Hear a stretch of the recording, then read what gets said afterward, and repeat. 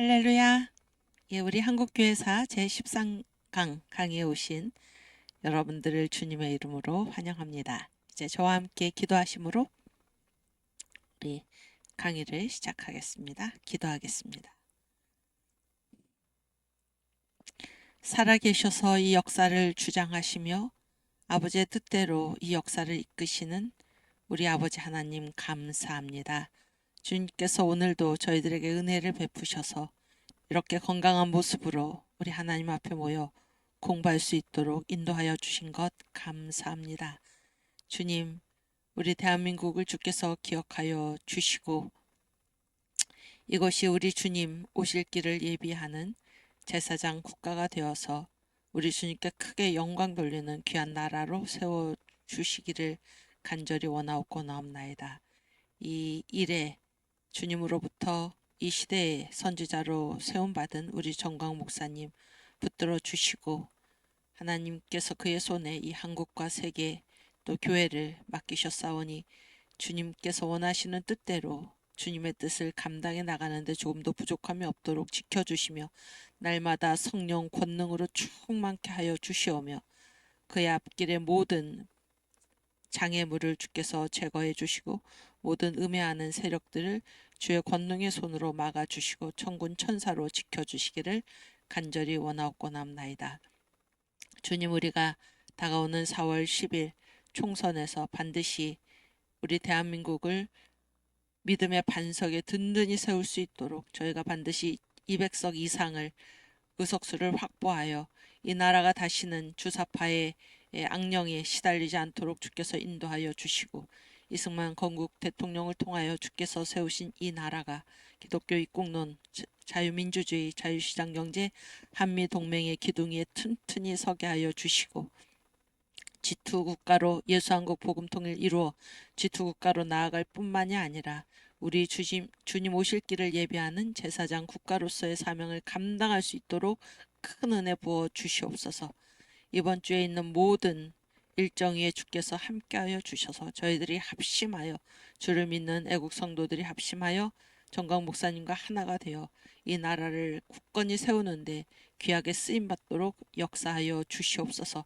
청교도 신학원에서 공부하고 훈련받는 모든 분들을 주께서 기억하여 주시사 한 분 한 분 주님께서 권능의 손으로 붙들어 주시고 우리 주님으로부터 귀한 성령의 능력을 받아서 주님께서 쓰시기에 합당한 그릇들로 거듭나고 또 성령세를 충만히 받을 수 있도록 인도하여 주시옵소서. 강의를 시작하는 처음 시간이 오니 마치는 시간까지 우리 주의 성령께서 함께 하시고 이끌어 주심을 믿사옵고 감사하며 예수님의 이름으로 기도하옵나이다. 아멘. 네, 우리 사도신경으로 신앙 고백하겠습니다.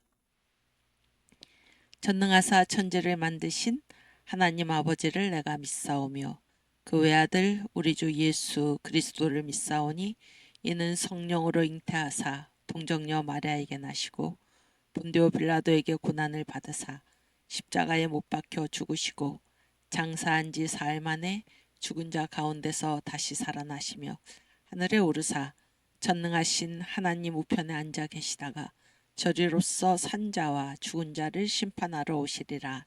성령을 믿사오며 거룩한 공예와 성도가 서로 교통하는 것과 죄를 사하여 주시는 것과 몸이 다시 사는 것과 영원히 사는 것을 믿사옵나이다.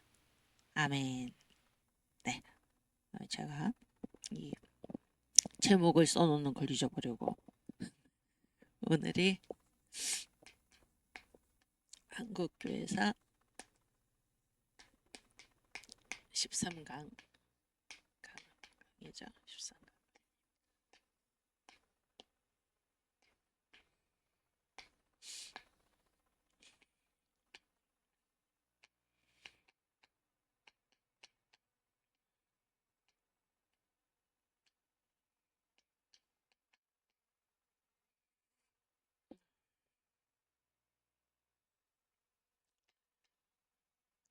네.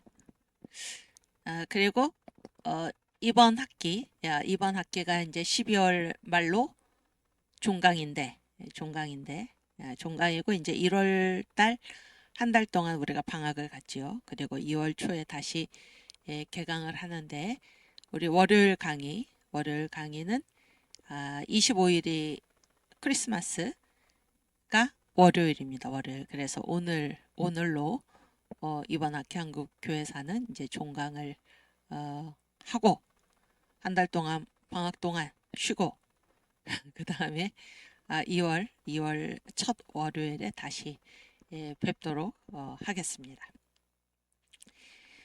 예.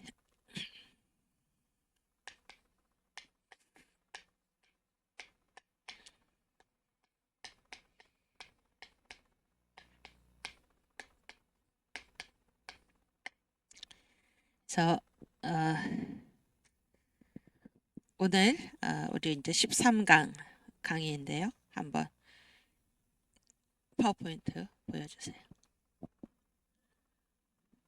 네, 여기 그 일찍부터 들어와 계신 우리 신학생 여러분 반갑습니다. 감사하고 또 우리 대한민국 도처에서뿐만이 아니라 세계 곳곳에서 공부하고 계신 분들 우리가 하나님 안에서 이렇게 몸은 떨어져 있으나 함께 공부할 수 있어서 감사하고 또 우리 정광 목사님과 함께 이 자유대한민국을 튼튼히 세우는 이 일에 신앙으로 세우는 이 일에 함께 쓰임받게 된 것을 주님께 감사를 드리고 또 여러분들께도 감사를 드립니다. 네, 감사합니다.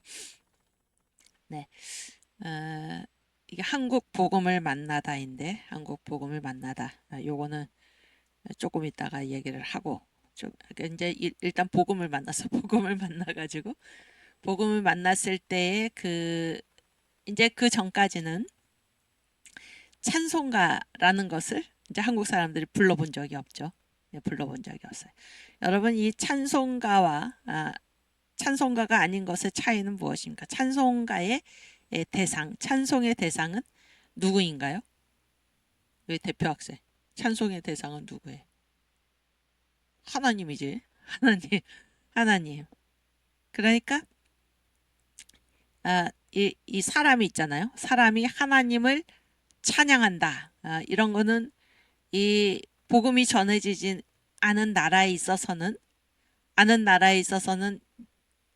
있을 수 없는 일이잖아요. 있을 수 없는 일. 그런데 이제 한국이 복음을 만나가지고 우리가 조금 이따가 여기 써놨으니까 일단 그러니까 우리는 다 그냥 사람만 있는 줄 알았어 이 세상에. 그렇죠? 사람만 있는 줄 알고 또 뭐 샤머니즘 그래서 뭐 귀신들 뭐 이런 그런 정도로 생각을 했지. 이 세상을 창조하신 이거 띄워주세요. 이 세상을 창조하신 하나님이 계시다. 이런 거를 언제 알게 됐나? 언제 알게 됐습니까? 이 복음이 한국에 전해지면서 이제까지는 우리끼리 살아간다고 생각을 했는데 이 세상을 창조하신 하나님이 계시구나. 또 그 하나님이 나를 지으셨구나. 나를 지으셨구나. 그래서 내가 하나님의 자녀구나. 하나님이 나의 아버지구나. 이런 거를 알게 된 때가 언제인가. 복음이 전해지기 전까지는 전혀 그런 생각을 상상도 할 수 없었는데 상상조차도 할 수 없었는데 이 복음이 전해진 후에 한국인들이 발견한 게 바로 그런 것입니다. 창조주가 살아계시다. 나를 지으신 분이 살아계시다. 그분이 나를 구원하셨다. 그래서 그분이 나를 구원하셔서 자녀 삼으셨다. 그러면서 그러한 신앙의 표현의 한 형태로 나타난 것이 무엇인가? 그게 바로 찬송가잖아요. 찬송가. 그렇죠? 그래서 우리가 지난 시간에 이 얘기를 하다가 시간이 돼서 이제 그만두고 끝났는데 멈추고 끝났는데 초대 한국교회 뭐 얼마 안 되죠 성도들이 1888년 이 정도의 그 한국교회 전체 교인이 한 1000명 정도 됐습니다. 1000명 정도. 그리고 이제 그 1890년대 90년대 중반 정도에 그러니까 뭐 이렇게 교인이 많지 않았던데 중반 정도에 이 조선 감리교 회보, 조선 감리교 회보죠. 조선 감리교 회보, 감리교 신문이죠. 그러니까 우리나라에서 어떤 무슨 신문 이런 거를 제일 처음 만든 것도 누군가 하면 바로 기독교입니다. 기독교 선교사들. 또 우리나라 사람으로서 신문을 맨 처음에 창간하신 분은 누군가 하면 이승만 대통령 신문 기자를 하셨죠. 협성의 회보를 이제 나중에 대한매일신보로 이렇게 매일신문으로 이렇게 간행을 하셨는데, 어쨌든 이 조선 감리회 회보라는 그런 신문이 있었어요. 그런 신문. 그래서 그 신문에서 전국에 있는 교회를 대상으로 해서 가장 많이 부르는 찬송가 10곡을 적어내라 그랬어요. 그러니까 제가 지금까지 말씀드린 거는 찬송이라는 것을 부른다 이런 생각을 못했다 그런 거예요. 한국인들이. 그런데 하나님이 계시다라는 걸 알고, 이 하나님이 나를 자녀 삼으셨고 하나님이 내 나의 인생을 주장하고 계시고, 그래서 나는 이 세상에 살아갈 때 내 마음대로 살아가는 것이 아니라 하나님께서 나를 이 세상에 보내실 때 나에게 맡겨주신 사명을 따라 살아간다. 이런 하나님이 계셔서 하나님이 내 인생과 직접적으로 관계가 있고 나를 이끌고 계신다. 이런 거를 발견한 게 바로 언젠가 한국에 복음이 전해진 이후입니다. 그래서 한국이 복음을 만났다라는 그 현상, 복음을 만났을 때 한국인들에게 일어난 변화, 이런 것이 무엇인가 그런 얘기예요. 그 중에 하나가 찬송가다 그런 거예요. 찬송가의 대상은 하나님이기 때문에 하나님이 살아계시다, 하나님이 나를 구원하셨다, 이런 거를 표현하는 거잖아요.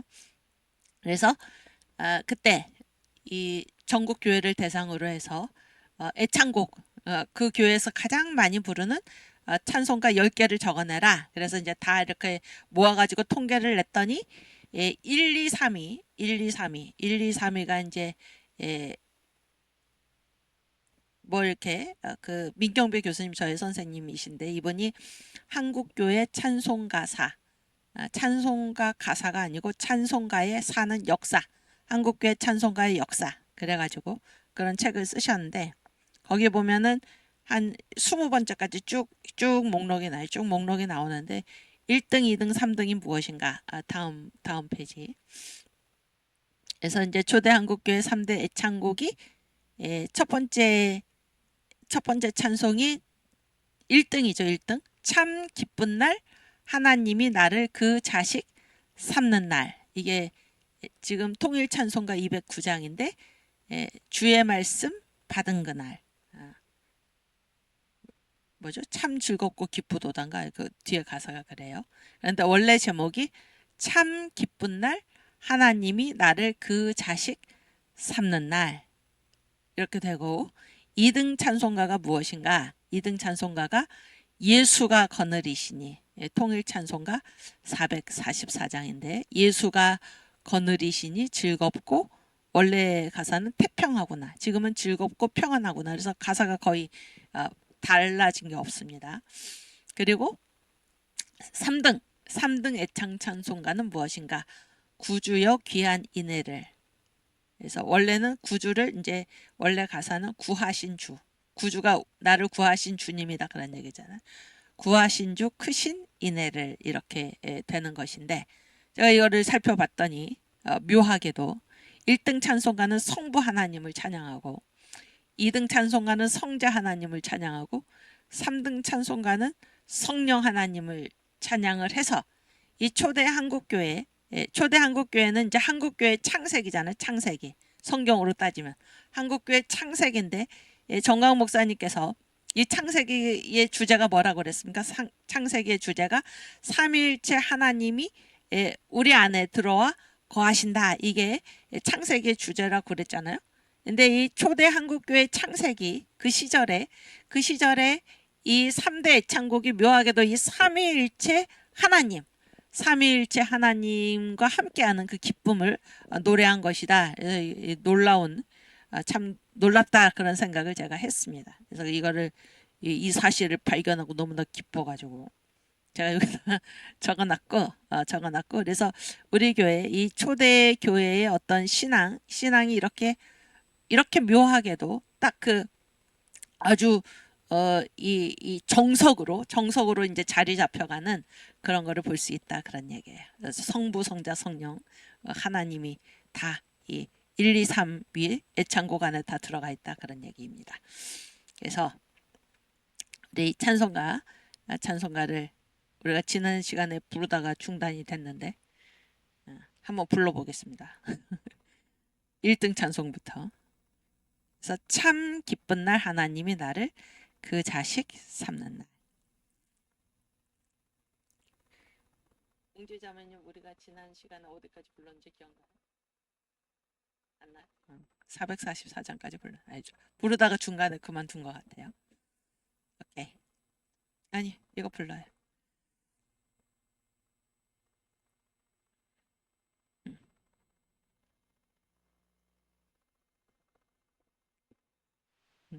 이게 이제 주의 말씀 받은 그날 참 기쁘고 복되도다인데 원래 가사는 참 기쁜 날 하나님이 나를 그 자식 삼는 날. 그래서 우리 한국이 이 복음을 만났을 때의 반응입니다. 반응이 뭔가?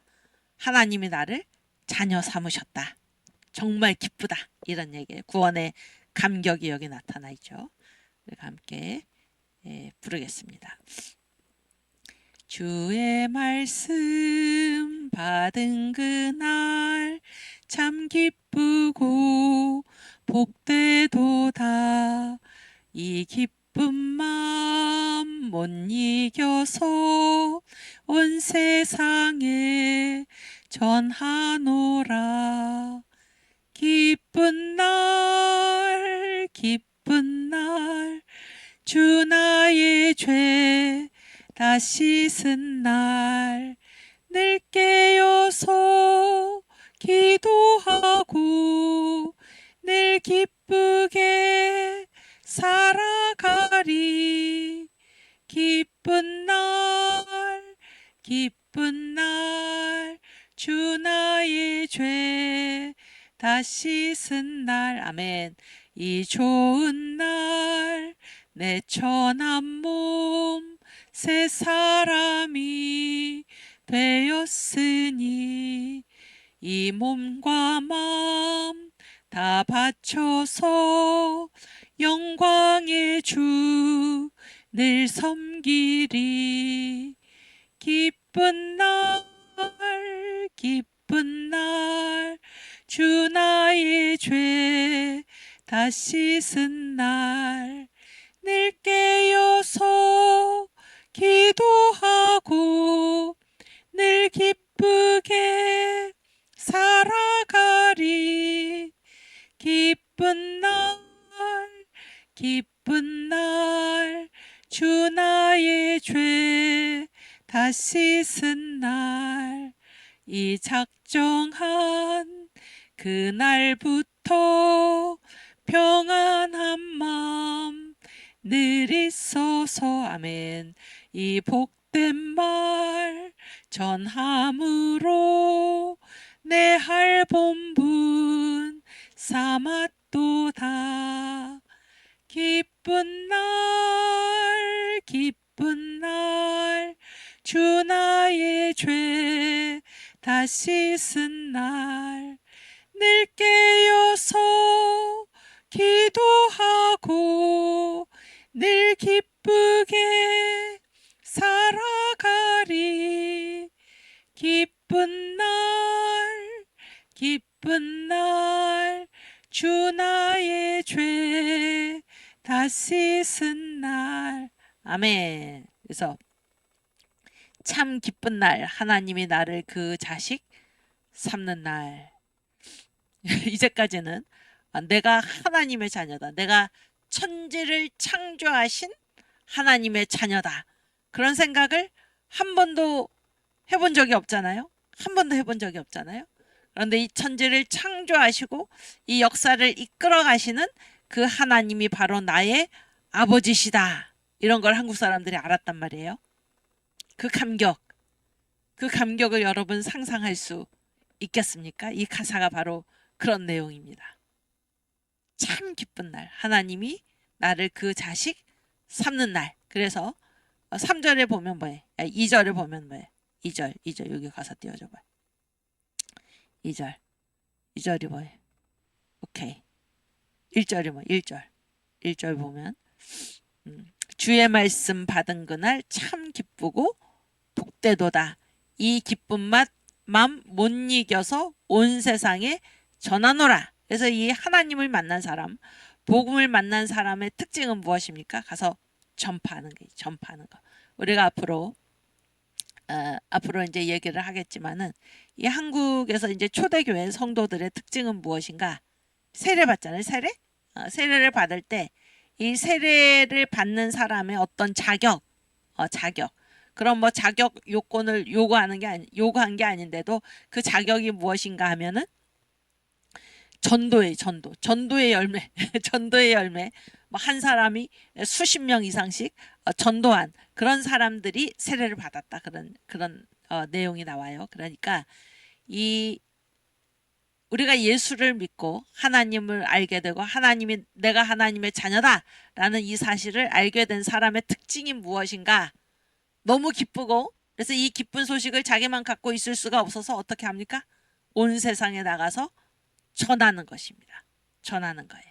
그래서 이 기쁨은 무엇인가? 그 기쁨이 무엇인가? 후렴에 보면은 왜 기쁩니까?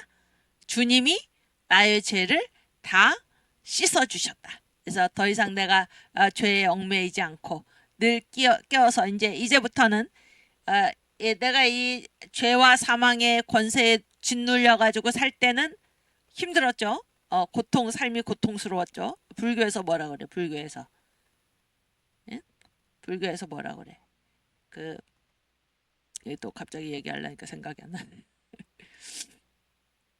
희노애락 뭐 이런 거를 얘기를 하죠. 희노애락 또 뭐 그런 거를 얘기를 하는데 이거는 뭐 다 이제 자기가 감당할 문제잖아요. 불교에서 말하는 게 다 자기가 감당하고 다 그 책임도 자기가 지는 거죠. 윤회라는 게 뭐예요? 윤회라는 게 내가 이번 뭐 전생에 어떤 삶을 사는 그 결과에 따라서 현재 생의 모습이 결정된다. 이런 얘기잖아요. 쉽게 말하면은 그러면은 여기에서는 구원이라는 거는 있을 수가 없는 거예요. 구원이라는 거는 뭐가 구원이냐면은 나는 내 힘으로는 빠져나올 수가 없어요. 내 힘으로는 이 죄와 사망의 굴레에서 빠져나올 수 없는 거예요. 불교에서 말하는 인과응보라는 게 뭐예요? 다 그 업보라고 그러죠. 내가 감당하는 거예요. 내가 행한 일을 내가 감당하는 거예요. 그렇잖아요. 그런데 구원이라는 걸 알았어. 구원. 나를 내가 얼마나 흉악한 죄인인지에 관계없이 예수를 믿기만 하면은 나를 구원하신 구주를 고백하기만 하면은 그분이 나를 이 죄에서 어떻게 다 씻어 주신다. 나의 죄를 씻어 주시고 여러분 죄 씻음을 받았을 때 그 느끼는 그 해방감을 이루 말할 수가 없는 것입니다. 말할 수가 없어요. 그래서 사탄이 우리를 얽매는 그런 말이 무엇입니까? 너 그렇게 내가 옳은 길을 따라가다가 혹시 뭐 박해를 당할까봐 내가 왜 하나님 뜻대로 살지 못하나 내가 주님 위해서 살다가는 내 인생은 없어지고 내가 죽을까봐 이런 거잖아요. 죽을까봐 뭐 할까봐 이렇게 해서 사탄이 우리를 끌고 다니는데 복음을 만났을 때 이 복음의 기쁜 소식, 이 복음의 하나가 무엇입니까? 주님이 나를 나를 위해서 죽으셔서 내 죄값 어제 정강 목사님의 그 설교 이 광화문 전국연합이 아니고 이제 세계연합이에요. 세계연합 주일예배 거기서 뭐라고 말씀하셨습니까? 예수 이름이 뭐예요? 예수 이름이 갚았다. 갚으심으로써 나를 구원하셨다. 예. 그래서 내가 이제 이 죄값을 더 이상 내가 감당하지 않아도 되는 거예요. 그랬을 때 그 기쁨, 그 감격, 해방된 기쁨 그런 거를 지금 이 찬송에서 찬양하고 있는 것입니다. 주가 나의 죄를 다 씻어주셨다. 아멘. 그래서 내가 구원받았기 때문에 이제 어떻게 살아갑니까? 이제까지 삶과는 관계없이 전혀 다르게 늘 깨어서 기도하고 하나님한테 또 나는 늘 기쁘게 살아가겠다 이런 내용이잖아요. 2절.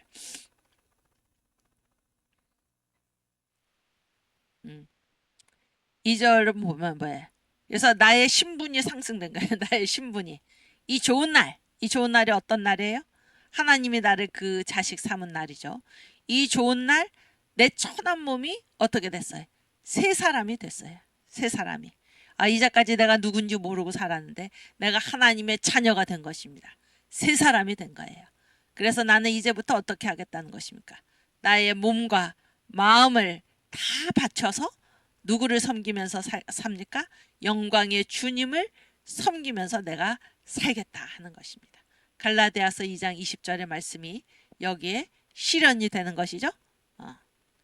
그런즉 내가 이제 사는 것은, 내가 이제 육체 가운데 사는 것은 누가 사는 것이 아니요 내가 사는 것이 아니라 나를 사랑하사 나를 위하여 자기 몸을 버리신 하나님의 아들을 믿는 믿음 가운데서 사는 것이라. 이 구원받은 사람의 삶이 여기 표현되고 있습니다. 이 좋은 날 하나님이 나를 그 자식 삼으셔서 나의 천한 몸이 완전히 신분이 바뀐 거예요. 새 사람이 되어서 이제는 나를 위해 살지 않고 이 몸과 마음을 다 바쳐서 영광의 주를 늘 섬기며 살겠다. 이게 초대 한국교회 창세기에 우리 한국교회 성도들이 부른 그러한 찬송가 1등곡입니다. 애창 찬송가 1등곡. 3절. 3절은 뭐예요? 작정. 나는 이제 작정했다 그런 거예요. 작정했다. 주여 내 마음이 확정되었습니다. 나는 이제 작정했어요. 작정했더니 어떻게 돼? 그날부터 나한테 평안이 있는 거예요. 평안이. 여러분 하나님을 위해서 살기로 결단하고 작정하면은 그때로부터 무엇이 임합니까? 주님으로부터 한량없는 평안이 임하는 것을 여러분도 다 경험을 하셨죠. 그렇죠? 내가 주님을 위해 살리라. 결단하면 그때로부터 한량없는 평안이 우리에게 임하는 것입니다. 그래서 나의 삶은 나의 것이 아니요 주님께 다 맡기고 주님께서 나를 이끌어 가신다. 나는 주님께 순종만 하면 된다. 이렇게 작정을 하면은 그 임하는 평안을 여러분 다 누리신 줄 압니다. 이 작정한 그날부터 평안한 맘 늘 있어서 이제 나의 평생에 해야 할 본분, 내가 본분이라는 건 뭐예요? 자기가 해야 할 일이죠. 이거 외에는 없는 거예요. 자기가 이 세상에 태어난 목적이 무엇인가? 그게 본분인데 뭐가 나의 본분인가? 이 복된 말 전함으로, 그래서 하나님이 나를 자녀 삼으셨듯이 이 복음의 기쁜 소식을 전해서 다른 사람들도 너는 사탄의 자식이 아니고 너는 망할 사람이 아니고 하나님의 귀한 자녀다라는 것을 내가 전하겠다 그런 거예요. 그래서 예수를 믿고 난 초대교회 성도들의 특징은 무엇인가? 전도입니다. 전도. 이 기쁜 소식을 나 혼자만 믿을 수 없어서 가서 이 기쁜 소식 온 세상에 전하리라. 그것이 나의 본분이다. 그리고 나의 모든 몸과 마음을 다 바쳐가지고 영광의 주님을 내가 늘 섬기며 살겠다. 이 예수 믿은 감격, 하나님을 믿은 감격, 하나님을 만난 감격, 이것이 이 찬송가에 고스란히 나타나 있죠. 이것이 초대 한국교회 애창 찬송가 1위 곡입니다. 1위 곡. 오케이. 또 우리 여기 들어와 계신 분도 복음의 기쁨 온 세상에 전하고 파요. 그렇죠?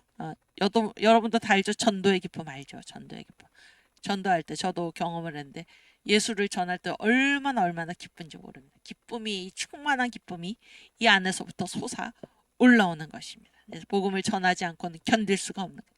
예수 안 믿는 사람이 너무나 불쌍해 보이는 거예요. 왜냐하면 지옥으로 가기 때문에, 예수를 믿지 않으면 지옥으로 가기 때문에.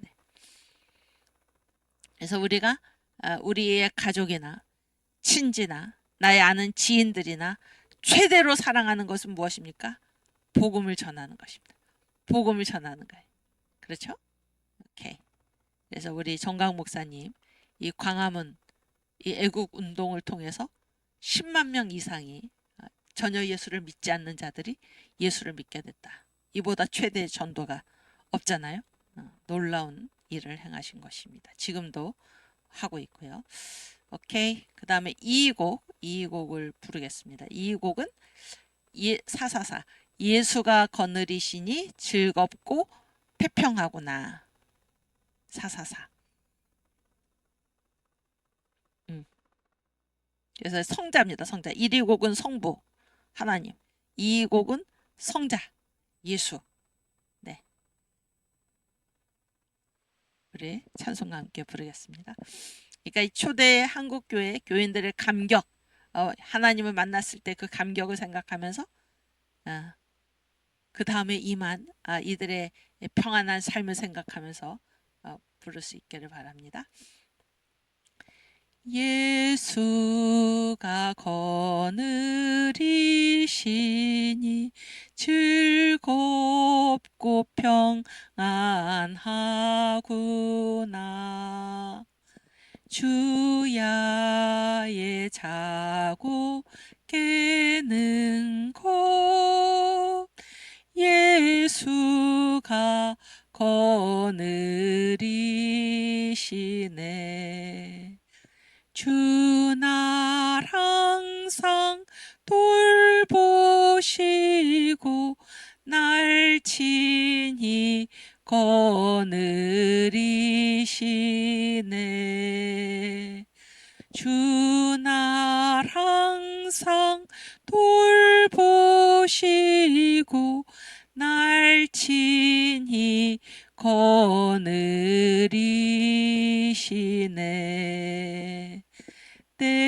때때로 괴로움 당하면 때때로 기쁨 누리네. 아멘. 풍파 중에 거느리고 평안할 때 거느리네. 아멘.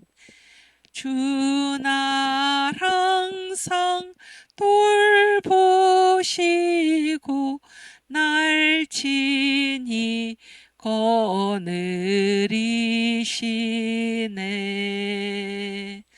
주 날 항상 돌보시고 날 친히 거느리시네. 아멘. 내 주의 손을 붙잡고 천국에 올라가겠네. 아멘. 괴로우나 즐거우나 예수가 거느리시네. 주 날 항상 돌보시고 날 친히 거느리시네. 주 날 항상 돌보시고 날 친히 거느리시네. 아멘. 이 세상 이별할 때에 지옥의 권세 이기네. 천국에 있을 때에도 예수가 거느리시네. 아멘. 주 날 항상 돌보시고 날 친히 거느리시네. 주 날 항상 돌보시고 날 친히 거느리시네. 아멘. 주님 감사합니다. 네, 가사 띄워주세요. 그래서 두 번째 애창곡은 지금 성자 예수님, 예수가 거느리시니, 예수가 거느리시니. 그래서 언제 예수가 거느리시나? 예수가 거느리시니까 나는 항상 상태가 어떻습니까? 즐겁고 평안하구나. 제가 이 찬양을 지금 부르면서 이때의 상태를 이 시대가 어떤 시대인지를 지금 생각해 봤는데 제가 지금 정확하게 기억은 안 나는데 두 해 중에 하나 1895년 이 설문을 조사를 한 게 1895년인지 96년인지 둘 중에 하나예요. 이때가 언젠가 하면은 청일 전쟁 청나라하고 일본이 우리나라에 와서 싸웠잖아요. 청일 전쟁 1894년 거 끝나고 이제 일본이 득세를 했죠. 일본이 득세를 해서 나라가 그리고 이제 전쟁이 끝나면 뭐가 돕니까? 전염병이 돌잖아요. 전염병이 그러한 때입니다. 이때가 이 설문조사를 한 이때가 그러니까 전혀 그 시대가 즐겁고 태평한 때가 아니에요. 즐겁고 태평한 때가 아닙니다. 전쟁 끝나고 전염병이 돌고 백성의 삶이 전쟁 때문이 아니더라도 이 조선말 이때는 뭐예요? 완전히 이 무능한 왕정이죠. 무능한 왕정. 관리들의 부패. 제가 들으니까 전 국민의 대부분의 국민이 이때는 국민이란 개념이 없지. 대부분의 백성들이 노예 상태인 이러한 때. 그래서 그랬다잖아요. 대개는 서양의 국가들은 다른 나라도 마찬가지. 동양의 다른 나라도 마찬가지고. 노예는 누구를 노예로 삼습니까? 전쟁을 해가지고 승전을 했을 때 그는 자기들이랑 싸운 적국의 사람들을 데려다가 노예로 삼는데 우리나라 사람들은 자기 동족을 같은 나라 사람을 노예로 삼았다 이런 얘기예요. 대부분이 노예였다. 그래서 전쟁이 아니더라도 그 삶 자체가 너무너무 무능한 그런 나라였다 그런 얘기예요. 그래서 지옥 같은 삶이 지옥 같은 삶. 기쁨이 없는 그러한 상태. 이 찬송가가 애창곡 2위로 불릴 때가. 그런데 뭐라고 예수 믿는 사람들은 그 와중에서도 뭐라고 지금 고백하고 있습니까? 예수가 거느리시니 즐겁고 태평하구나. 아멘. 그래서 예수 믿는 사람들의 삶의 상태는 어떻습니까? 이 세상에서 무슨 일을 겪든지 뭐 전염병이 돌든지 뭐 노예 상태든지 무엇이든지 우리는 지금 자유민주주의 국가잖아요. 자유국가. 지금도 얼마나 불평들이 많습니까? 그렇죠? 근데 그때는 지금과는 견줄 수도 없는 그러한 짐승과 같은 그러한 삶이었는데도 뭐라고 고백을 합니까? 예수 믿는 사람들은 예수가 거느리고 계시다는 거예요. 예수가 거느리시니 즐겁고 평안하구나. 그래서 뭐를 예수가 거느리십니까? 주야의 자고 깨는 것. 여기에 참 그 우리나라 인사에 밤새 안녕하십니까? 라는 것은 밤 사이에 그 사람의 안녕을 보장할 수 없다. 그런 말 아닙니까? 가사에도 지금 나오죠. 주야의 자고 깨는 것. 주님께서 다 거느리고 계신다. 주날 항상 돌보시고 나를 친히 거느려 주신다. 이게 예수 믿는 사람의 감격입니다. 평안함이 어디에서 오나? 예수님이 나를 언제나 돌봐주시고 항상 친히 내 손을 붙들고 거느려 주신다. 이런 얘기죠. 또 예수님이 언제 나를 거느려 주시나? 2절 보세요. 2절 올려주세요. 그래서 살다 보면 때때로 괴로움 당하고 때때로 기쁨도 누리는데 그래서 풍파가 있고 삶에는 풍파가 있고 평안할 때도 있는데 예수님이 괴로움을 당할 때나 풍파를 겪을 때도 거느려 주시고 기쁨을 누릴 때나 평안할 때도 예수님이 거느려 주신다니까. 내가 무슨 일을 당하든지 그러니까 관계가 있습니까? 없습니까? 없어요. 주님께서 거느려 주시기 때문에. 그렇죠? 또 주님께서 언제 나를 거느려 주시나? 언제까지? 천국에 올라갈 때까지. 항상 천국에 내가 갈 때까지. 그래서 나는 어떻게 천국에 가나? 예수님의 손을 붙들고 나는 천국에 올라간다 그런 얘기예요. 그래서 이 세상 살 때 괴로우나 즐거우나 예수께서 거느려 주시고 언제까지 거느려 주시나 내 손을 주님께서 붙잡으셔서 천국에까지 나를 데리고 가신다. 그러니까 이런 감격이죠, 감격. 4절. 그리고 보세요. 이 세상 이별할 때, 이 세상 이별할 때가 뭐예요? 간단하게 말하면 뭐예요? 죽는 거잖아요. 죽는 거. 죽을 때 뭐예요? 죽을 때 예수님께서 나를 거느리고 계시기 때문에 나는 지옥으로 가지 않는다 그런 얘기죠. 지옥의 권세 이기네. 여러분 사람 아까도 얘기했지만은 사람이 왜 뭔가에 매여가지고 종로로 타면서 삽니까? 죽을까봐죠. 죽을까봐. 이 죽음의 문제가 정말로 심각한 문제 아닙니까? 죽음의 문제 해결할 수가 없죠. 우리의 힘으로는. 그러나 이제 이 예수 믿은 한국인들은 지옥의 권세를 두려워하지 않는다 그런 거예요. 이 세상 이별할 때에 평안하게 주님께서 내 손을 붙잡고 천국에 올라가시기 때문에 지옥의 권세를 이기고 이 세상 이별할 때에 나는 천국에 올라간다 그런 얘기예요. 그리고 내가 천국 가서도 그곳에서도 누가 거느리십니까? 예수가 거느리시네. 그래서 1, 2, 3, 4절의 가사를 읽어보면 주야의 밤새 안녕을 주님께서 지켜주시고 괴로울 때나 평안할 때나 주님께서 지켜주시고 그렇죠?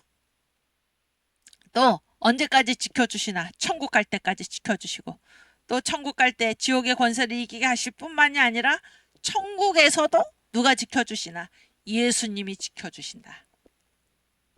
예수님이 지켜주시지 않은 때나 않는 장소는 전혀 없는 것입니다. 이게 무엇입니까? 바로 만유의 주님이십니다. 만유의 주님. 그래서 이 애창 찬송가에는 1, 2, 3등 안에는 없지만은 이 초대교회 교인들이 목소리를 높여서 불렀던 찬송가가 뭔가 하면 바로 만유의 주입니다. 만유의 주. 주 예수 이름 높이여 다 찬양하여라가 아니라 주 예수 이름 높이여. 그 다음에 가사가 36장. 만유의 주, 만유의 주. 이게 바로 만유의 주죠. 내가 어느 곳에 있든지, 천국에 가 있을 때에도 주님께서 나를 지켜주신다 하는 것입니다. 오케이. 우리 찬송도 한번 불러볼까요? 이 찬송가가 이제 아까 제가 말씀드린 민경배 교수님이 쓰신 한국교회 찬송가의 역사죠. 거기에 소개된 찬송인데 1900년에 그때가 1901년인지 2년인지 둘 중에 한 해였어요. 그때 일본에서 체류하던 미국인 사업가가 있었어요. 미국인 사업가가. 근데 이 사람이 한국의 평양에 오게 된 거예요. 한국의 평양에 와서 그날이 주일이어서 미국 사람들은 다 예수 믿잖아요. 주일 지켜야죠. 교회에 간 거예요. 평양에 교회 한 교회에 들어간다. 그 교회가 뭐예요? 기역자교회. 기역자교회에 신도가 기역자교회 왜 기역자교회인지 아시죠? 기역자교회가 이제 이렇게 생겼잖아요. 이렇게. 그래서 여기에는 이제 여기에 강대상이 있고 강대상이 있어서 이게 남자석하고 여자석이 따로 있는 것입니다. 따로 이때 문화가 그랬죠. 이때 문화가 그랬는데 그래서 선교사나 이제 목사님들은 여기에서 이 양쪽을 보면서 이제 설교를 하시고 이들 서로는 여기에 다 이렇게 기역자로 꺾여져 있기 때문에 서로를 바라볼 수 없게 하는 이 한국의 그때 조선이 뭐 유교사회죠. 유교사에서 강조했던 게 뭐야? 남녀 7세 부동석 이런 문화 때문에 이제 교회당이 기역자 교회로 이렇게 만들었는데 그 평양의 이 감리교회 이제 이 일본에서 체류하던 미국인 사업가가 평양의 한 감리교회당을 방문하게 됐는데 그 조그만 교회당에 신도가 몇 명이 들어차 있었나 놀라지 마세요. 1700명. 여러분 1700명이면은 지금도 엄청나게 큰 교회 아닙니까? 주일 아침에 예배에 자기가 갔는데 1700명이 이 기억자 예배당을 빽빽히 채우고 그들이 찬송을 부르는데 맨 처음에는 체구가 크고 키가 크고 덩치가 큰 그런 선교사, 아마 미국 선교사겠죠. 그때 대부분 다 90% 이상이 미국 선교사, 우리나라에 오신 선교사들은. 그 선교사가 이제 찬송을 인도를 하는 거예요. 당연히 선교사가 찬송을 인도를 하죠. 찬송을 인도를 하는데 이 한국 성도들이 얼마나 큰 소리로 마음을 다해서 열렬히 찬양을 부르는지, 이 장대한 이 선교사의 인도, 그 목소리가 묻히고 마는 거예요. 묻히고. 그런데 보니까 이 한국인들은 마음을 다해서 찬양을 하는데 곡은 다 한 가지. 곡은 다 한 가지. 곡을 모르니까. 곡은 다 한 가지인데 얼마나 열정적으로 마음을 다해서 찬송을 하는지. 자기는 그 지붕이 또 날아가지 않을까 걱정을 했다. 그런 기행문이죠, 기행문. 그런 글을 남깁니다. 그런 글을. 그리고 이들이 다 이제 성경책, 소중한 성경책이죠. 성경책을 끼고 와서 그들이 마룻바닥에 엎드려 앉아가지고 성경책을 읽는데 그 미국인이 그런 얘기를 해요. 이들은 정말로 성경을 하나님의 말씀으로 받들면서 그 읽는 모습, 그리고 마룻바닥에 무릎을 꿇고 앉아가지고 기도하는 모습. 그래서 너무너무 이제 감동이 됐는데, 특별히 찬양 소리가 얼마나 힘을 다해서 하나님을 찬양하는지 그 지붕이 또 날아가지 않을까 자기가 자꾸 쳐다봤다 그런 얘기예요. 근데 그때 부른 찬양이 무엇인가? 바로 이 주 예수 이름 높이어 다 찬양하여라. 만유의 주를 소리 높여 부르고 있었다 그런 얘기예요. 1900년에. 1901년인지 2년인지 그래요. 그래서 여기 이제 불러보겠습니다. 우리 이 찬송. 그때 그 초대교회 성도들의 그 감격. 그 감격. 주 예수가 거느리시니 즐겁고 태평하구나. 만유의 주님, 우리 주 예수님. 우리도 한번 불러보겠습니다. 주 예수 이름 높이 다 찬양하여라. 금멸유관을 들여서 만유의 주 찬양. 금멸유관을 들여서 만유의 주 찬양. 주 예수 당한 고난을 못 잊을 죄인아, 내 귀한 보배 바쳐서 만유의 주 찬양. 내 귀한 보배 바쳐서 만유의 주 찬양. 아멘.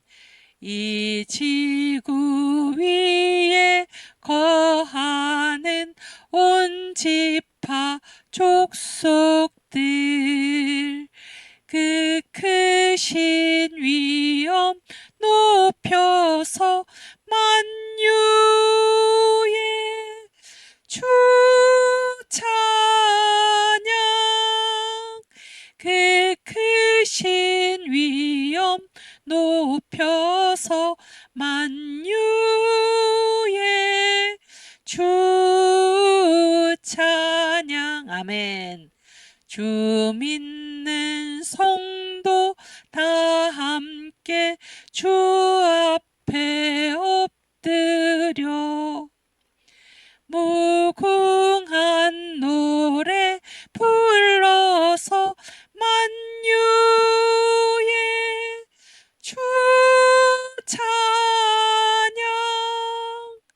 무궁한 노래 불러서 만유의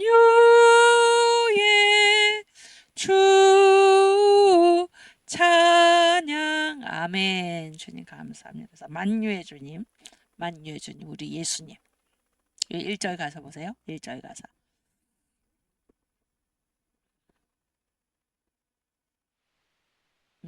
그래서 주 예수 이름 높이어 다 찬양하여라. 금 면류관을 들여서 만유의 주 찬양 이렇게 돼 있죠. 그다음 2절.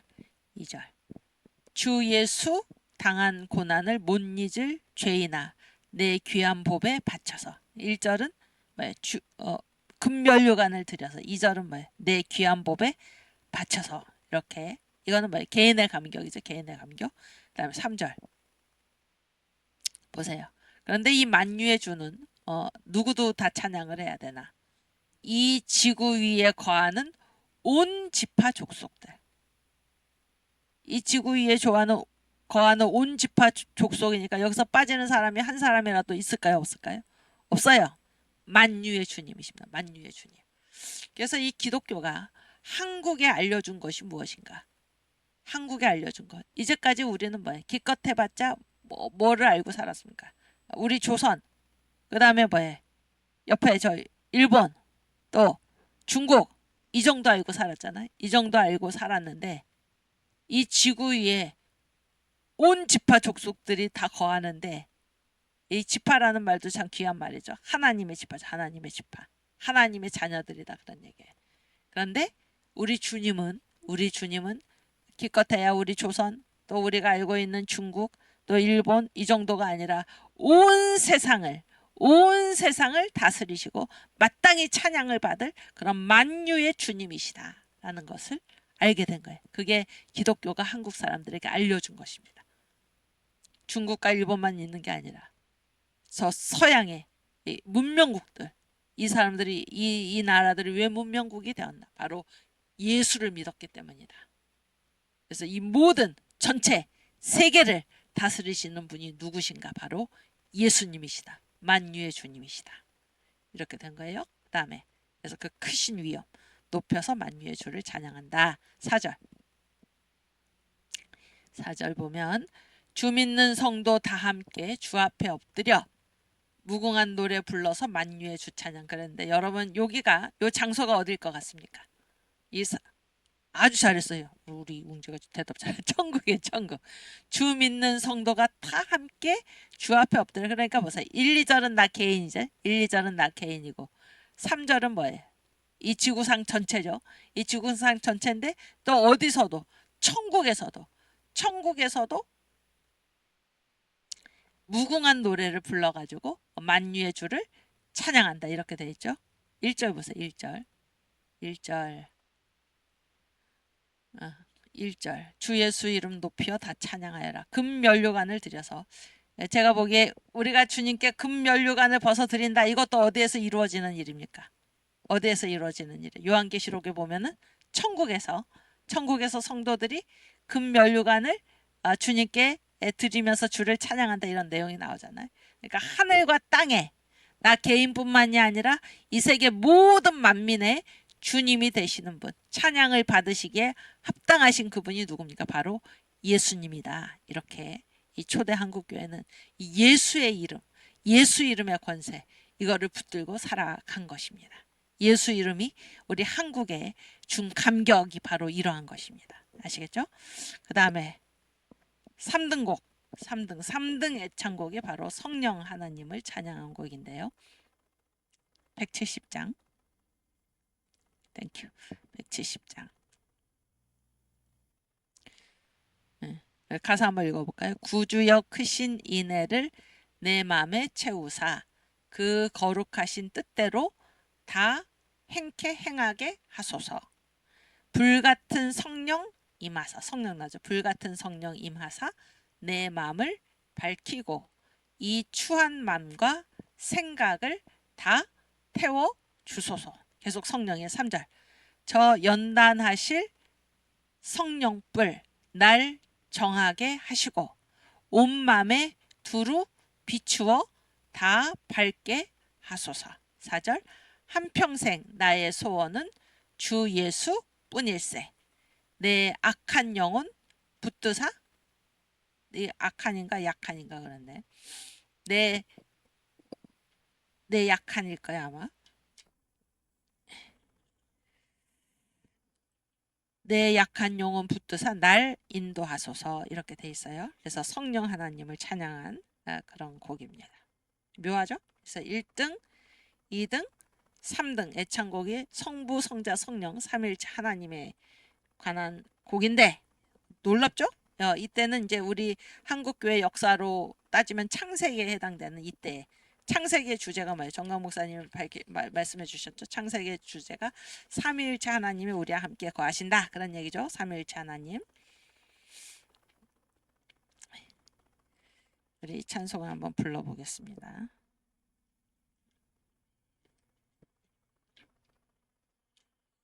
여기 성경밖에 없네. 내 약한 영혼일까요? 아마 가사가. 자, 1절부터. 이 곡이 딴딴따단 딴딴딴딴 이 곡입니다. 함께 부르겠습니다. 구주여 크신 이내를 내 맘에 채우사 그 거룩하신 뜻대로 다 행케 하소서. 아멘. 불같은 성령 임하사 내 맘을 밝히고 이 추한 맘과 생각을 다 태워주소서. 아멘. 저 연단하실 성령불 날 정케 하시고 온 맘에 두루 비추어 다 밝게 하소서. 한평생 나의 소원은 주 예수뿐일세. 내 약한 영혼 붙드사 늘 인도하소서. 아멘. 주님 감사합니다. 아멘. 그래서 성부, 성자, 성령 삼위일체 하나님에 관한 찬송이 우리 초대 한국교회 장찬송가였다. 네, 감사하죠? 감사합니다. 오케이. 창세기 초대 우리 한국교회 창세기 이 창세기 삼위일체 하나님 우리와 함께 하신다. 이 창세기의 주제가 그대로 이 찬송가 애창 찬송가의 1등, 2등, 3등 곡에 나타나 있다. 그런 얘기예요. 예, 감격스러운 얘기입니다. 감격스러운 얘기. 오케이. 그 앞에 파워포인트. 그렇지. 그래서 한국 복음을 만나다. 그런 건데 아까 얘기했지만 그래서 이 창조주가 계신 것을 알고 하나님이 내 아버지라는 것을 알았는데 이거는 이제 어떤 의미가 있는가? 이 구원은 어디서부터 온다는 거예요? 구원은 바깥으로부터 온다는 거예요. 구원. 우리 안에서 구원이 솟아나는 게 아니고 구원은 어디로부터 임하는 것입니까? 하늘로부터. 하나님께로부터. 우리 바깥에서 인간 바깥에서 구원이 임한다 그런 얘기예요. 이게 바로 하나님이 계시다. 우리만 살아가는 게 아니다. 이 세상에는 우리만 인간이 버려진 채로 그렇게 우리들만 그렇게 흑암 속에서 살아가는 것이 아니라 이 천지를 창조하신 하나님이 계신다 그런 얘기예요. 우리가 우연한 존재인 줄 알았는데 우연히 태어나서 생로병사를 겪으면서 그렇게 처참하게 살다가 그렇게 그냥 끝나는 그런 존재들인지 알았는데 그래서 계속해서 자기의 업보를 자기가 계속 감당하면서 그렇게 끝도 없는 그런 그 굴레 속에서 살아가는 줄 알았는데 아니다 이거예요. 아니다. 아니고 나를 창조해서 이 세상에 내보내신 하나님이 계시다. 이걸 알게 된 거예요. 그 감격을 여러분 아시겠습니까? 이게 뭐예요? 나라는 존재는 내가 스스로 생겨난 것이 아니고 우연히 어떻게 생겨난 것이 아니라 바깥에서 하나님이 나를 지어서 이 세상에 보내셨다. 창조주가 계시다. 하나님이 계셔서 이 역사를 이끌고 계신다. 그분의 뜻대로 이끌어 가신다. 목적지가 있다. 천국. 이런 것을 알게 된 거죠. 그리고 그 하나님이 바로 나를 자녀 삼으셨다. 하나님이 내 아버지다. 이런 거를 알게 된 것입니다. 이것의 핵심은 무엇인가?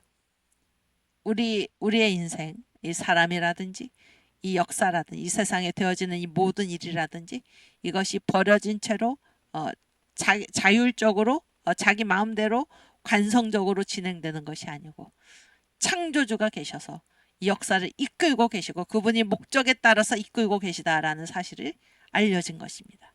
그리고 그분이 우리를 구원하러 이 땅에 사람의 육체를 입고 오셨다라는 것을 알게 된 것입니다. 방금 부른 찬송과 같이 그 하나님이, 그 예수님, 그러니까 천지를 창조하신 하나님이 사람으로 오신 분을 예수라고 그러잖아요. 이 예수가 우리 심령에, 지금 얼마 안 있으면 크리스마스인데 우리 심령에 예수님이 태어나시는 것입니다. 뭐로? 성령으로 임하시는 것입니다. 그 예수가 성령으로 우리 안에 임하신다. 그래서 이 구원이라는 건 뭐야? 하나님이 우리한테 주시는 것이지 이 안에서 솟아나게 되어 있지 않다라는 것을 알게 된 거예요. 이것이 한국이 복음을 만난 그 결과입니다. 뭐를 알게 됐나? 우리의 모든 삶은 이 역사에서 진행되는 모든 일은 하나님이 주장하신다. 하나님과 관계가 있다. 바깥에 구원이 바깥에서 이 안으로 임한다. 이 안에는 구원이 없이 우리가 처참하게 살아갔는데 우리를 구원해 주시는 하나님이 계시다. 역사를 이끌어 가시는 창조주가 살아계시다. 이걸 아는 것이죠. 이걸 알게 된 거예요. 오케이, 그 다음 파워포인트. 이거는 했고, 그래서 언더우드가 누군가? 언더우드가 누군가요? 한국의 초대 선교사예요. 그러니까 이제 알렌이 먼저 들어왔어요. 알렌이 먼저 들어왔는데 이제 선교사의 종류가 여럿이 있어요. 의사 선교사를 뭐라고 의료 선교사라고 그러고 언더우드와 같은 목사 선교사를 뭐라고 그러냐면 복음 선교사라고 그러고 그다음에 교육 선생이죠. 가르치는 사람들 그런 사람들은 교육 선교사라고 그럽니다. 교육 선교사. 그런데 언더우드는 복음 선교사 목사로서 복음 선교사로서 한국에 처음 오신 분이 바로 언더우드예요. 알렌이 먼저 들어왔는데 알렌은 무슨 선교사면 의료 선교사예요. 의료 선교사. 그러니까 이 다 누가 파송했냐면 미국 북장로회 선교부에서 파송된 거기 소속인데 그러니까 언더우드에게 기대한 것과 알렌에게 기대한 것이 달랐어요. 그래서 한국에 복음을 전할 때 그러니까 언더우드 다 젊은 나이들이죠. 알렌이나 언더우드나 다 젊은 나이들이에요. 1살 차이인가밖에 안 돼. 그래서 뭐 이렇게 젊은 혈기 막 다툴 때도 있죠. 다툴 때도 있는데 그래서 막 너무 힘들다 뭐 이러고 본부에 해외 선교부에 막 이렇게 편지를 써보내고 그러면 그때마다 이제 이 해외 선교부에서 그 엘린 우드 맨 처음엔 엘린 우드가 총무였어요. 나중에는 그 아서 브라운으로 총무가 바뀌었는데 이 엘린 우드가 언더우드를 달래면서 너가 누군지를 알아야 된다. 너는 복음 선교사다. 목사 선교사. 그래서 우리가 당신을 한국에 파송을 했을 때 당신이 이 한국의 이 교회 하나님의 교회를 세워가야 되고 당신이 할 일이 얼마나 많은지 모른다는 거예요. 의료 선교사하고는 달라요. 그래서 한국 전체 단순히 교회를 세우는 일뿐만이 아니라 이거는 예수를 전혀 알지 못했던 그 나라의 복음을 전하기 때문에 전역에 한국의 전방위적으로 요즘 말로 하면 정치, 경제, 사회, 문화, 교육, 군사, 외교, 안보 이런 식으로 모든 면에 복음의 손길이 뻗쳐야 되는데 그거를 할 사람이 누구니까 바로 당신이다. 당신은 복음 선교사요 목사이기 때문에 이렇게 이제 언더우드에게 그러한 사명 초대 선교사로서 그 사명이 주어진 것입니다. 언더우드는 그 일을 충성스럽게 명실상부하게 그 일을 감당하고 갔는데 이 언더우드가 본 한국의 종교적인 현황이 무엇인가? 이제 이 종교적인 현황. 그래서 한국에는 3대 종교가 있다는 게 3대 종교. 여기 보면은 유교가 있는데 유교가 있고 불교가 있고 샤머니즘이 있어. 샤머니즘. 근데 유교는 주로 누가 믿는가? 언더우드가 봤더니 양반 그리고 상류층의 남자. 그런데 그러면 뭐예요? 양반의 상류층의 여자도 있을 수 있잖아요. 근데 여자들은 유교를 합니다. 불교를 신봉을 하고 유교는 누구의 종교인가? 양반 상류층 남자의 종교예요.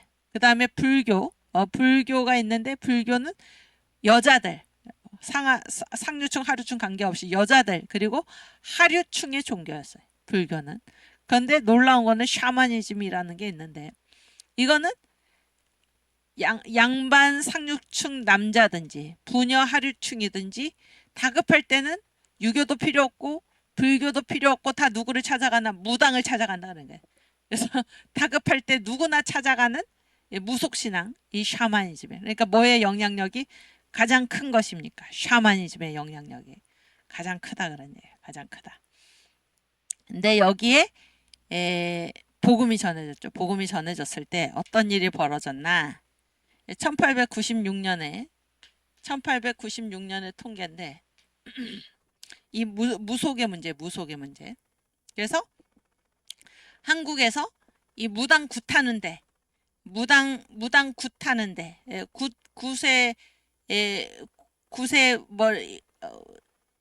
굿에 드는 모든 비용 그런 말이 적용이 될지 모르지만 무슨 인건비 이렇게 무슨 제사상에 올리는 음식 다들 모든 경비. 그래서 한국에서 1년에 들어가는 경비가 얼마인가? 경비가 얼마냐면은 12,000달러. 1200만 달러. 1200만 달러인데 이게 어느 정도의 비용인가? 한국의 정부의 수입이 있어. 정부의 수입 1년 세수가 1년 정부의 세수가 얼마냐면은 430만 달러예요. 430만 달러. 또 한국에 있는 전국에 있는 농토 있잖아요. 농토 전국의 농토 평가액이 얼마인가? 400만 달러. 400만 달러. 그럼 보세요. 굿하는데 이 샤머니즘 굿하는데 나라 살림을 3번씩 바치는 거예요. 1년 동안 나라의 그 수입 있잖아요. 그 수입의 3배를 굿하는 데다가 갖다 바치는 거예요. 전국의 농토를 3번씩 없애는 거예요. 굿하는 데다가. 여러분 그런 나라. 이 나라 그런 거예요. 우리나라에 복음이 전해졌을 때 1896년의 통계인데 그런 나라에 복음이 전해진 거예요. 여러분 그래서 이 복음은 이 무당이나 굿 같이 갈 수가 없죠. 그랬을 때 한국에 복음이 전해졌다는 것은 그래서 이 무당들 대신에 이 복음을 전하는 그런 여인들을 뭐라고 그래? 무당은 주로 여자잖아. 그런데 복음을 전하는 여인들, 전도부인 등장을 한 것입니다. 그래서 이런 나라, 1년에 정부 수입의 3배씩을 갖다가 굿하는 비용에 쓰는 나라, 굿에 바치는 나라, 전국 농토를 3번씩 없애는 나라, 굿하는데 이런 나라에 복음이 전해졌다는 것은 그게 단순히 예수 믿었다라는 게 아니라 이 나라 경제를 완전히 살린 것입니다. 경제를 완전히 살린 거예요. 이 굿하는 비용에 드는 것을 이제 예수 믿으면 사람들이 굿을 하나요, 안 하나요? 안 하잖아요. 그래서 기독교가 이 땅에 와가지고 한 일이 단순히 예수를 전했다 이것뿐만이 아니라 이 나라를 살린 것입니다. 나라를 살린 것. 어마어마한 일을 이 기독교가 한 것입니다. 선교사들의 복음을 전함으로써 이 나라를 살린 것이다 그런 얘기. 이해가 되시죠? 그다음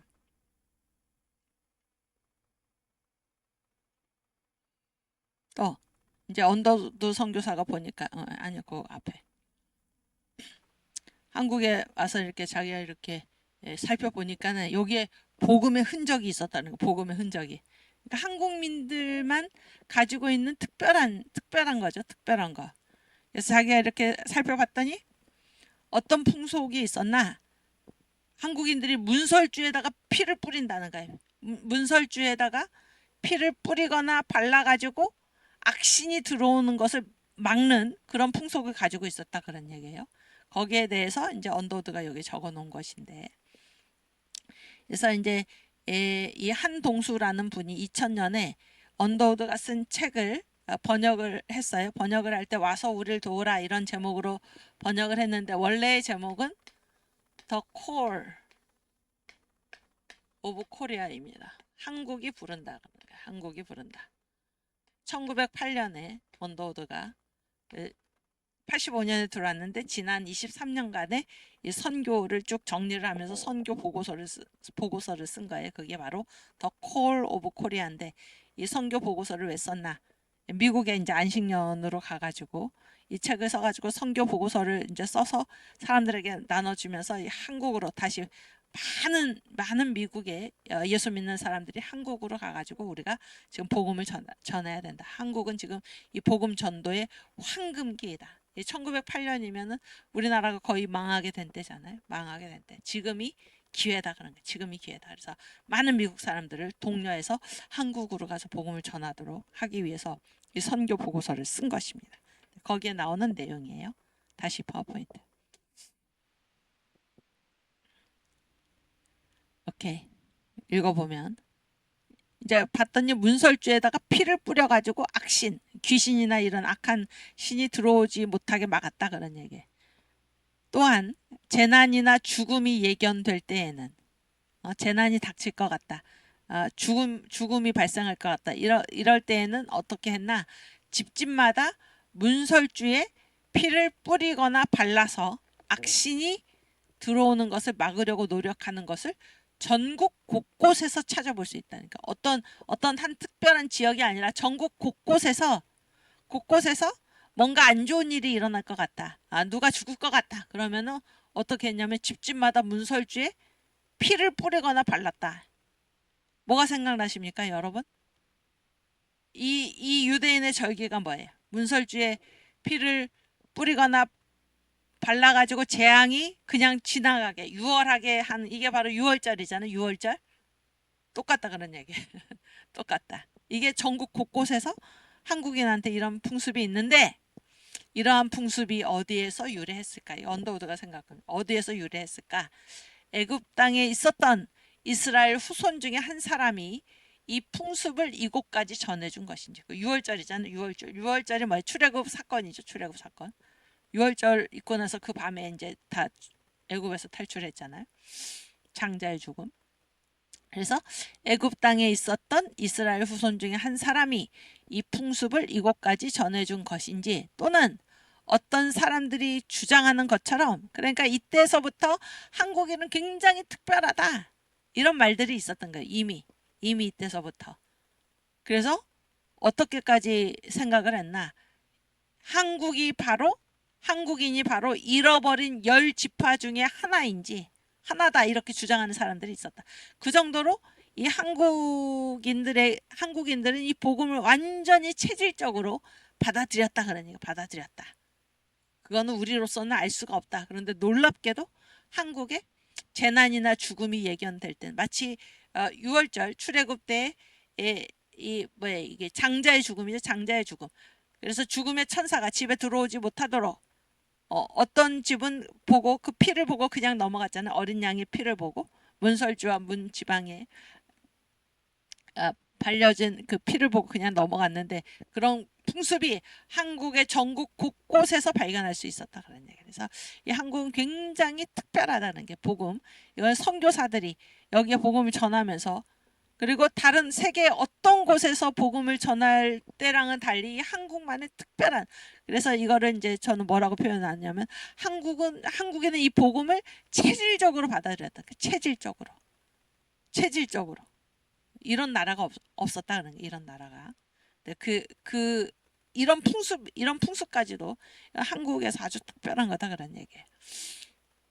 그래서 여러분 다 아시죠? 그 유석근 교수님. 쓰신 아리랑 민족, 아리랑 민족. 그게 뭐예요? 그게 이제 에벨의 두 아들이 있었죠. 그 아브라함의 아브라함이 아니라 노아의 후손 중에 두 아들이 있는데 하나는 벨렉이고 하나는 욕단인데, 그렇죠? 이 벨렉의 계통에서 난 사람들이 유대인이고, 이 욕단이 이제 동편산으로 가서 시베리아를 지나가지고 이 욕단의 후손이 바로 누구라는 거야? 이 한국인이다, 그런 얘기잖아요. 한국인이다. 그래서 하나님께서 택하신 두 민족이 있는데 예수의 초림을 위해서는 누구를 택했어? 유대인을, 벨렉의 후손 유대인을 택하고, 예수의 재림을 위해서는 욕단의 후손 한국인을 택했다, 이런 얘기잖아요.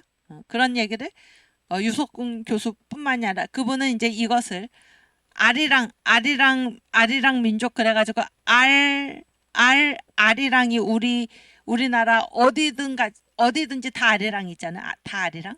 그래서 이 아리랑을 이제 따라가서 발견한 게 바로 그런 건데, 이 아리랑이라는 말이 무슨 말이에요? 아리랑이 이랑은 뭐예요? 누구와 함께라는 뜻이고, 알이 뭡니까? 알이 하나님이죠. 하나님과 함께. 그래서 알이랑 같이 고개를 넘어와서 어디까지 온 거예요? 이 한반도, 이 대륙의 끝까지 온 것이다, 그런 얘기. 이게 바로 욕단의 후손 한국인이다. 예수의 재림을 준비하기 위해서 선택한 또 하나의 선민이 바로 한국인이다. 이렇게 이제 유석군 교수가 그 아리랑 민족에 썼는데, 그래서 이제 전 목사님이 그 책을 이제 소개를 하시면서 성경은 아니지만은 이 흔적, 이 흔적을 찾아서 그 아리랑을 부르는 그 곳을 찾아서 쭉 갔더니 이제 이 말에 그런 뜻이 있다라는 거잖아요. 아주 우리가 이제 눈여겨볼 그런 거고, 어려서부터 그 전 목사님 어려서부터, 그리고 저도 그런 얘기를 많이 들었는데, 우리나라는 굉장히 특별하다. 굉장히 특별하다. 제사장 국가다. 이런 말을 이제 전 목사님 많이 듣고 자라나셨다라는 거잖아요. 이게 뭡니까? 이 선교사들도 이미 안 거예요. 선교사들께서 한국은 정말로 특별하다. 그래서 조선이잖아요. 조선. 우리나라의 그 복음이 전해질 때 나라 이름이 조선이었는데, 선교사들이 조선을 어떻게 썼나? 영어로 어떻게 썼냐면 초호준이라고 썼어요. 초호준. 조선이죠. 조선. 그래서 초호준이 뭐예요? 선택된, 그래서 선민, 이렇게 쓰면서 정말로 이 한국은 정말 하나님이 택하신 그러한 백성이다. 이 사실을 선교사들이 굉장히 놀랍게 보면서 강조를 했다, 그런 얘기예요. 그 전통이 쭉 이 부흥 목사님들을 통해서 쭉 이어져 내려와서 우리 한국은 특별한 민족이다. 특별한 민족.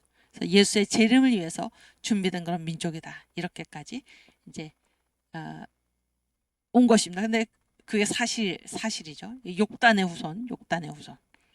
저는 그렇게 이제 생각을 한다, 그런 얘기. 오케이. 그다음. 그래서 이런 풍습이 있다는 거야. 이런 풍습이.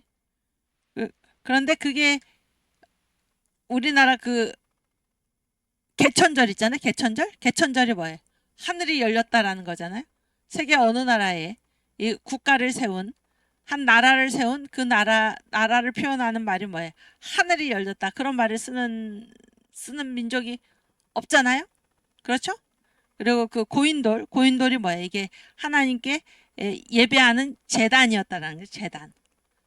우리나라는 정말, 이 한국인은 정말로 특별한 민족이고, 제가 이제 이 한국교회사를 시작할 때 처음에 이 지금 우리 한국이 하나님의 구원 역사 경영, 전체 구원 역사 경영에서 어떠한 위치를 차지하고 있는가라는 것을 몇 번이고 누누이 말씀을 드렸는데, 지금 이 현대 교회사, 또 현대 역사, 교회사는 그 세상, 교회사하고 역사하고 이제 이 범위가 같습니다. 범위가 같은데, 왜냐하면 그 모든 역사의 중심에는 항상 교회사가 있는 거예요. 복음의 촛대를 따라서 역사가 진행이 되기 때문에, 왜냐하면 하나님이 이끄시는 역사이기 때문에. 그래서 이 현대 역사, 현대 교회사의 두 중심 국가가 어디입니까? 미국과 한국인데, 지금 특별히 복음의 촛대가 어디에 머물러 있는 것입니까? 한국에 머물러 있는 거예요. 한국에. 미국이 복음을 전해준 한국에. 그래서 선교 제1위 국가가 미국이고 2위 국가가 한국인데 이 역사라든지 선교의 역사라든지 이런 것을 봤을 때 뭐 국가의 뭐 대단한 어떤 국력이라든지 이 모든 것을 다 비례적으로 따졌을 때는 한국이 사실상의 선교 1위 국가다 이렇게 얘기할 정도로 지금 복음의 촛대가 한국에 머물러 있고 제가 몇 번이고 말씀을 드렸지만은 지금 문화 막시즘, 문화 공산주의, 동성애 이슬람 차별 금지 뿐만이 아니라 원래 공산주의, 원래 이 정치적인 이런 경제적인 그 공산주의, 원래 공산주의에 변형된 형태가 지금 북한에 있어서 세계 교회는 이 문화 막시즘 앞에 무릎을 꿇었지만 한국에는 여기 외에 공산주의의 본 공산주의 그것도 아주 최악질적으로 변형이 된 변태죠. 변태가 된 이 주사파 종교. 왜냐하면 하나님 자리에다가 김일성이를 갖다 놨기 때문에 이 둘을 동시에 상대하고 있는 그래서 우리 한국이 지금 이거 다 영의 문제죠. 공산주의는 영적 싸움의 최전선에 이 세계에서 이 영적 싸움의 최전선에 서 있는 나라가 어디인가 대한민국입니다. 대한민국이고 바로 한국교회입니다. 한국교회. 그런데 지금이 어떤 시기입니까? 이제 우리가 뭐를 기다리고 있나? 지금이 어떤 시기입니까? 말세죠, 말세. 주님 오실 길을 우리가 기다리고 있죠. 그래서 한국인이 이 주님이 오시기 전에 이방인의 대대적인 회개가 일어날 텐데 그때를 위해서 선택받은 제사장 국가. 그래서 이 모든 것이 지금 역사적으로도 딱 맞는 것입니다. 역사적으로도 딱 맞는 거예요. 유대인의 예수님의 초림을 위해서 유대인이 선택을 받았다면 예수님의 재림을 위해서 한국인이 선택을 받아서 제사장 국가로서 우리의 사명이 막중하다. 그런 거를 다시 한번 생각할 수 있는 것입니다. 이 이름을 두고 선교사들이 이제 그런 얘기를 많이 했습니다. 오케이. 그다음. 아니야, 그 앞에.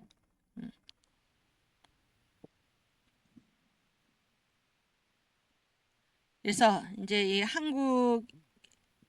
한국이 이제 세계에 알려진 게 이것도 찾아보면은 한국이 어떻게 세계에 알려졌나? 기독교 때문에 알려진 거예요. 기독교 때문에. 언제 한국이 세계에 알려지게 된 건가 하면 한 선교사의 기행문, 선교 보고서죠. 선교 보고서. 이때 여기는 이제 천주교 시절이죠. 천주교 시절에 윌리엄 루브르크라는 사람이 이제 기행문을 썼어요. 대단한 그 명문인데 거기에 한국이라는 이름을 이제 이 사람이 선교 보고서를 쓰면서 거기에 이제 한국을 소개를 한 거야. 한국이라는 이름을 남겨가지고 우리나라의 영문명이 뭐예요? 코리아잖아요. 코리아. 코리아라는 이름이 이 사람 때문에 이 기독교 선교사 때문에 바깥으로 알려지게 됐다 그런 얘기예요. 이해가 되시죠? 그래서 루브르크라는 사람이 한국을 세계에 처음 소개했고 그래서 코리아라는 이름을 남겼다 그런 얘기예요. 그러니까 한국이 세계에 알려지게 된 거는 뭐 때문이었다? 기독교 때문이었다 그런 얘기를 하는 것입니다. 그래서 민경배 교수님 한국 기독교에서 우리가 지금 이 교재로 쓰고 있는 이 책. 이 책의 39에서 40쪽에 보면 이런 내용들이 나오는데 여기에 이제 적어 놓은 거는 이 루브르크의 이제 그 문장입니다. 그가 쓴 글을 직접 이제 글을 이제 민 선생님이 번역을 해가지고 이제 옮겨 놓으신 것인데 윌리엄 부커라는 사람이 있었어요. 그 사람 이름인데 사가 뭐예요? 선생이죠, 선생. 루브르크가 한 말이에요. 윌리엄 부커라는 선생이 저에게 이런 말을 하였습니다. 자기 자신도 그러니까 윌리엄 부커는 이때가 어느 시대냐면 몽고 시대. 거기에 몽골에 있었던 그 사람이죠. 윌리엄 부커가 자기에게 이런 말을 했는데 자기 자신도 카울레가 뭐냐면 바로 한국이에요. 카울레와 만주를 이렇게 썼어요. 만스라고 읽나요?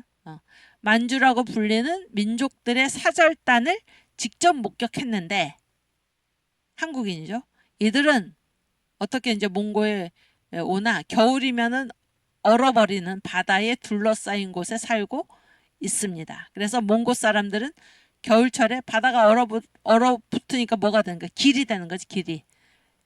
겨울철이 아닐 때는 바다여서 못 왔는데 겨울일 때는 바다가 얼어붙으니까는 이제 길이 되니까 이 얼어붙은 곳을 진격해서 이 고려를 이 카올레 이 나라 카올레와 만스라고 부르는 이 나라를 침공을 했다 그런 얘기예요. 침공을 해서 이들은 몽고 왕실에다가 매해 돈을 바쳤다. 32,000 두맨이 이제 돈의 단위죠. 배 단위. 매해 공납하고 그래서 그런 돈을 바침으로 해서 이거를 조건으로 해서 다시 이제 침공 당하는 일을 모면하고 있는 것 같습니다. 이렇게 이제 윌리엄 루브르크가 그 자신의 기행문에 쓴 것입니다. 그런데 이게 뭔가 하면 바로 카올레가 지금 한국인데 이 한국을 한국이라는 이름이 세계에 처음으로 알려지게 된 그 계기가 뭔가 바로 이 선교사가 쓴 기행문 때문이다 그런 얘기예요. 그래서 한국이 세계에 알려진 것은 뭐 때문인가? 기독교 때문이다. 그런 얘기를 지금 하고 있는 것입니다. 아시겠죠? 그 다음 레아TV는 일본에서 지금 듣고 있죠. 그 다음에 한국을 당당한 독립국가로 세운 것은 바로 기독교이다. 그래서 보시면은 1831년 9월 9일 이때는 이제 카톨릭교회 천주교회가 이제 언제 우리나라에 처음 들어왔냐면은 한국에서 천주교회 출발은 1784년으로 봐요. 이승훈이라는 사람이 중국에 가가지고 세례를 받고 온 사건, 그 사건에서부터 이제 천주교의 역사가 시작이 됐다 이렇게 보는데 이제 그때까지 이 세계에서 한국은 뭐예요? 한국이란 나라는 없고 그냥 중국의 속국으로 항상 생각이 되는 형편이었어요. 그래서 이 천주교는 다 교구가 있잖아요. 교구도 북경교구에 우리가 속해 있어서 북경교구에 천주교회에서 그런데 이 그레고리 16세라는 교황이 있었는데 이 사람이 조선 교구를 따로 설치를 해가지고 북경교구에서 독립을 시킨 거예요. 그래서 이게 선교 구역상의 문제이지만 어쨌든 처음으로 독립된 나라로 독립된 선교 구역으로 인정받은 게 바로 교회를 통해서이다. 교회를. 이해가 되시죠? 그래서 조선교구는 북경교구 밑이 아니라 아예 독립된 다른 단위이다. 이렇게 선교 구역상이나마 독립을 인정받은 게 바로 기독교를 통해서이다. 이 얘기입니다. 이해가 되시죠? 여기까지 무슨 얘기인지. 네, 지금 시간이 다 돼서 여기까지 하고 우리 오늘로 종강을 하고 한 달 1월 한 달 잘 새해 2024년 새해 자유통일의 새해가 될 것으로 믿습니다. 자유통일 우리가 승리하는 예수한국 복음통일이 이루어지는 놀라운 해가 되리라고 믿습니다. 새해를 잘 맞이하고 1월 달에 잘 쉬시고 우리는 또 쉴 수도 없죠. 열심히 예수한국 복음통일을 위해서 그 일에 시금석인 천만 조직을 이루는 일에 애쓰시다가 2월 초에 첫 주에 다시 만나 뵙겠습니다. 네, 우리 주기도문 하고 마치겠습니다. 하늘에 계신 우리 아버지여 이름이 거룩히 여김을 받으시오며 나라가 임하옵시며 뜻이 하늘에서 이룬 것 같이 땅에서도 이루어지이다. 오늘날 우리에게 일용할 양식을 주옵시고 우리가 우리에게 죄 지은 자를 사하여 준 것 같이 우리 죄를 사하여 주옵시고 우리를 시험에 들게 하지 마옵시고 다만 악에서 구하옵소서. 대개 나라와 권세와 영광이 아버지께 영원히 있사옵나이다. 아멘. 네, 감사합니다. 우리 2월 첫 주에 다시 뵙겠습니다.